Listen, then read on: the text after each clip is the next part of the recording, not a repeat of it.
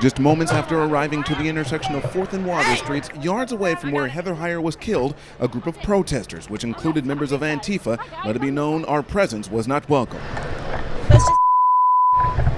Someone in the group, wishing not to be filmed, cut our audio cable just feet away from where Virginia State Police lined the streets and keeping the peace. On the other side of police, a calmer, much more peaceful crowd gathered at Heyer's memorial to pay their respect. Moments later, Susan Bro, Heyer's mom, arriving at the site to share a song. Bro choosing that song to dedicate to her daughter and offering a few words. Focus on the issues. That's exactly what Heather would say. Quit looking at me, look at the issues. Minutes later, outside the police perimeter, police making an arrest.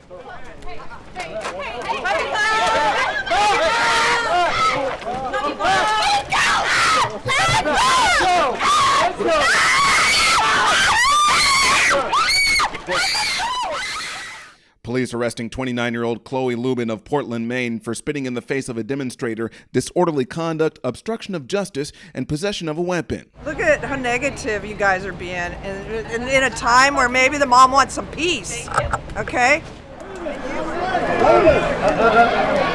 That's it. No more.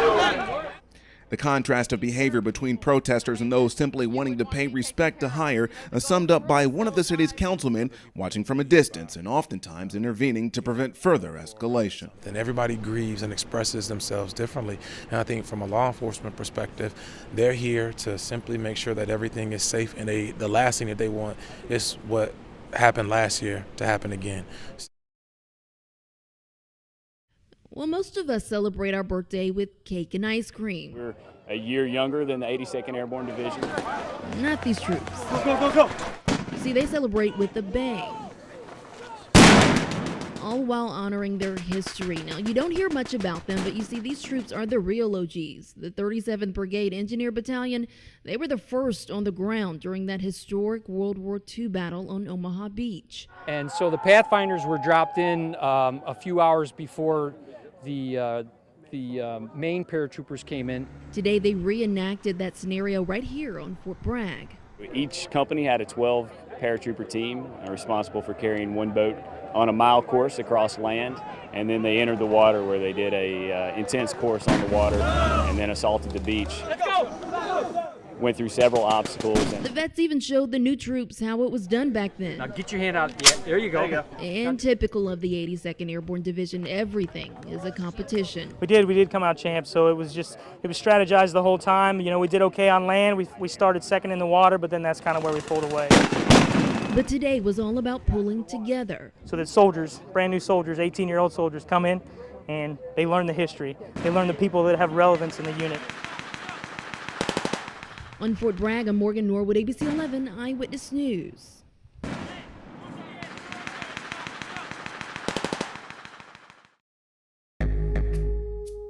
So let's set the scene here. It's the year 2016. Donald Trump was running for president. They're bringing drugs. Rihanna's This Is What You Came For was on the top of the chart. And of course, Disney dominating the box office. But in reality, fall 2016 was no fairy tale. Hurricane Matthew was a nightmare for Ray Valerie and residents in Van Story Hills. If you look out our front window, that's what you see. You see this big hole there with all that junk and stuff in it, you know. Van Story Hills Mirror Lake was pretty full days before the storm. You add relentless rains, and that made for a disaster that destroyed the dam and sent water into homes. And so we had probably 13 inches of water in our basement. Not quite what Mr. Bangs envisioned when he told his wife he wanted to build a lakefront property. Yeah, we remodeled it and opened up the back. Never mind the aesthetics, it looks bad. Swamp. People on the lake were trying to keep the grass cut down. So you guys were mowing a lake? We've been paid people a few times to come down here to cut down the grass, yeah. So. But this is what makes it worse. It's an inconvenience. It's a bit of a traffic issue in the mornings. I know a lot of people around the neighborhood understand it. We're ready to have them do something about it. For Mr. Valerie, whose home is literally along the banks of the creek and Mirror Lake Road, he can't seem to understand why it's taking the city so long to make the repairs. Here's what Eyewitness News found out. So city leaders say construction could start any day now. Just keep in mind they're kind of busy, especially after Hurricane Florence. Just so many projects to complete.